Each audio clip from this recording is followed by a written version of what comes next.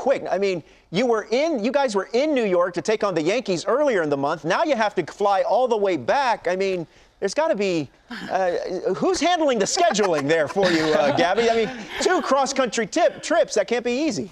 Yeah, it's hard. 3 hours difference, so it's hard to wake up, to feel comfortable. But like, this is baseball. That's what we do for love, and I'm happy for it. The first time I saw you like kind of ascend, it was that series against the Dodgers where you swept them in the postseason a couple of years ago. And I remember talking to your manager, Torey Lovello. He said he's so consumed with helping the pitching staff. From then, Gabby, to now, what have you learned these last couple of years? I learned a lot. With those guys there, Ty Gallen, Merrill, they help me they give me the confidence to call his own pitches, but like, what I said, this give me the confidence to drive the game, pitch and pitch, at bat, inning for inning. But like, I feel when they give me the opportunity like to stay behind the player when they're pitching, I feel like I gotta do a great job every time that I'm behind the play, and that's what I'm feeling right now. They give me the confidence, and I will keep driving the team to win games. Hey, Gabby, at what point do you move up in the box, pigeon-toe your back foot like Eugenio Suarez and start dropping bombs? 4 for 4 with 4 home runs the other night? Take me through it. Yeah. What was he like in the dugout? And he's giving me binoculars coming around second base. Wow, that inning was, that 4 homers was like crazy. I was like, I remember I was fall off that inning in the night. Yeah. And I was starting the night, and when I saw that line right to a left field, say no way he did it. And then when he did it, that was crazy moment. Wow, so happy for him and his family, because that's something like not happening every day. So. Gabby, so Eugenio goes deep 4 times over the weekend. Yesterday, Corbin Carroll hits 2 triples, throws out another runner at the plate. He's off to a great start. What's it like watching Corbin Carroll?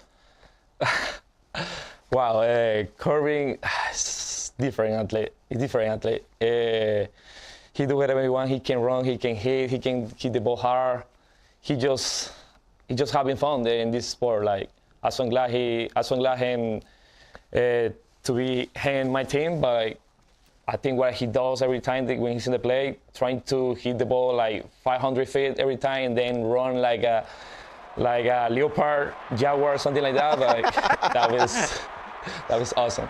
Gabby, I'm in awe of catchers over 162 and what they do and what it does to their body. If your battery is charged in April at 100, which I'm sure it's not, by October, what % do you have left in terms of health and want to and grit and all of it?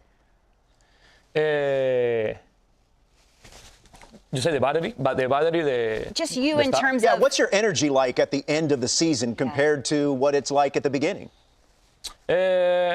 Wow, that was. Every time when the season starts, you prepare your mind to what is coming. You know, the season is tough mentality, but you have to control the mental to feel good. And I think that's why every time when in my 3 season, this is my 3rd season, every time when the season starts, I always going to prepare what I'm gonna be in the next month, because it's hard. Like, for example, like catcher, it's a lot of things that you gotta do. You gotta control the game. You gotta drive the team to win. And I think the way how I feel to develop my catching style, my hitting is gonna take a little bit.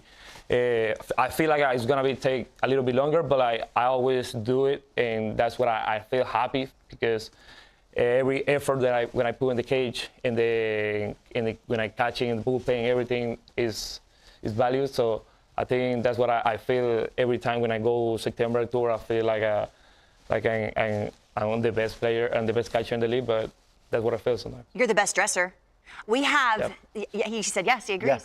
Yeah. Are you the best dresser, Gabby? We have some photos. We've got some photos, Gabby. You are nailing this. Really? Did you pick this out, Gabby? Yeah. Tell us about the story. Yeah. I always like the dress. I always see Lindor, how he dressed. Yeah, that was amazing. And one time, like a couple years ago, I got a dress like that. So now I feel like and getting the swag and make me feel good every time when I go to the place, to the stadium. What'd you have for breakfast, Gabby? I don't eat yet. Okay. Arepa? Yeah, because Jamón y early queso? Yeah, that's what I ate. There you go. I lived on those. Yep. Gabby, thank you very much for joining us. Best of luck this week when you take on the Mets, and best of luck the rest of the way for you and the Arizona Gabby. Diamondbacks. Thank you very much for the time. JP Morosi on the inside corner. Your wife is Dr. Morosi, but you play one on TV for the purpose of this exercise. I need you. Good morning to you. Tyler Glasnow left after an inning on Sunday. I never liked the phrase shoulder soreness. What are we hearing out of LA? Good morning. Oui, bonjour mademoiselle, bienvenue chez vous après le week-end à Paris. Oui, Oh yes, très okay, bien. en anglais.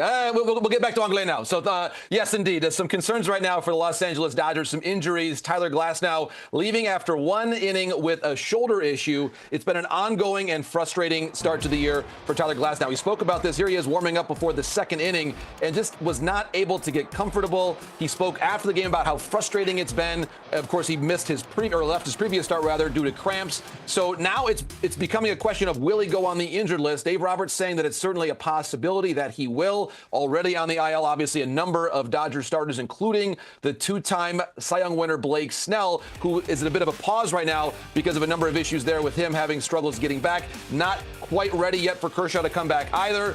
Now, the one good news, though, Lauren, in the middle of your screen, Tony Gonsolin with a back issue. He is due to return and make his season debut this week. Gonsolin has not pitched in the major leagues since the second half of 2023. Wow. But there he is, his most recent start there with Oklahoma City.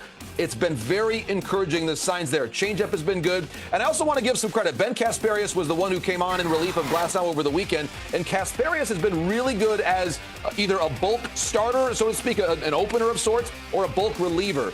It seems to me that between Gonsolin starting potentially and then Kasparias as well, they may be able to get by with their current personnel if they reshuffle some of the roles. Because, again, the key thing, Sasaki and Yamamoto going on every sixth day and not every fifth day. So that is certainly a concern and something to watch with the Dodgers going forward, who are now in the second place of the National League West. Gonsolin hasn't pitched in 20 months. Wow, JP, it's hard to believe when you think about it. It is a grade 1 flexor strain for Logan Gilbert. How do you balance getting him right with getting him back out there? What's their plan?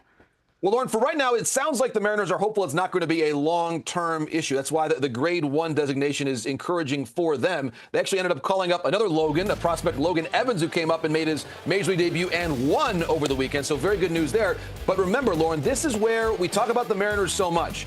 Whether it's George Kirby, who, of course, began the year on the IL, and now Logan Gilbert. The first time Gilbert's ever been on the injured list. They're hopeful, again, it's not going to be a super long-term situation, but this really gets to the core of any team that has good, young, inexpensive pitching. It's always best to maximize that window when you've got it, because it's never a promise of how long the pitching is going to stay healthy. And already this season, the Mariners have gotten a couple unfortunate reminders of that with the Kirby injury and now Gilbert. And I feel like it's been a decent sample size already. And Patrick Corbin's been exactly what the Rangers have needed. Talented and an innings eater. And he missed spring, which you wouldn't know it if you watch him. Right, Lauren, it's a great point. Almost all of spring he was out. He signed late. He had been staying sharp, working out at Eric Cressy's facility there in Florida, and really surveyed the landscape and certainly bought into the idea with the Rangers that he was going to be able to become a veteran, as you're describing it, someone that can have a heavy workload of innings and help this team get back to the World Series where they were just 2 seasons ago. And you consider the way that this rotation looks with Malley and the success that he has had. Corbin has been able to give them some quality innings. He's on the mound again today, and it could be the similar formula right around 5 innings, keeping that going. Already much more successful than he was a year ago. It looks to me, Lauren, that Patrick Corbin is healthy again. The mechanics are lined up. Became a father for the 3rd time right as he was signing the contract. So a lot of really great things going on for the Corbin family. And Patrick looks like he's found a great home there in the state of Texas, where, of course, he won a World Series title with the Nationals in the other ballpark in Texas 6 years ago. Yes, he did. How dare you? Robert. Robert said, how dare you? You've had enough. Haven't you had enough, Robert? Your favorite holidays. Number 1, Christmas. Am I right? Number 2, Thanksgiving. Number 3, the trade deadline. We're always looking for the next big always move. looking. What do we got? Yes, and we are on, I think, one name that we'll be talking about a lot this year, Pablo Lopez of the Minnesota Twins. He was gone for a couple weeks on the IL, but he came back over the weekend. A start on Friday, 5 innings, 2 earned runs. He was able to get up above 100 pitches. Now, that to me, for someone who, again, it was a short time he spent on the IL, but to come back and throw more than 100 innings still in the month of April shows you Pablo Lopez, 29 years of age, in really good shape, and JP, someone that we'll talk about a lot. If they're 5 games Now, out in the his other Central, how do you sell that to your fan base? Well, but here you go, Lauren. I do think that the Twins, they're not saying it yet that they're going to sell, obviously. But you look at the team atop that division, the Tigers, the best record right now in the American League. Lopez is under contract through 2027. So unless they make a meaningful move, Lauren, in the next 6 weeks, I do believe Lopez's name is going to be available because you got the Tigers in first place, best record. You've got the Guardians second, a strong second place. They were in the ALCS a year ago. The Twins have gotten off to a pretty sluggish start. So, again, I'm not saying they're going to move him now, Lauren, but he's someone that we should watch as a potential trade deadline candidate.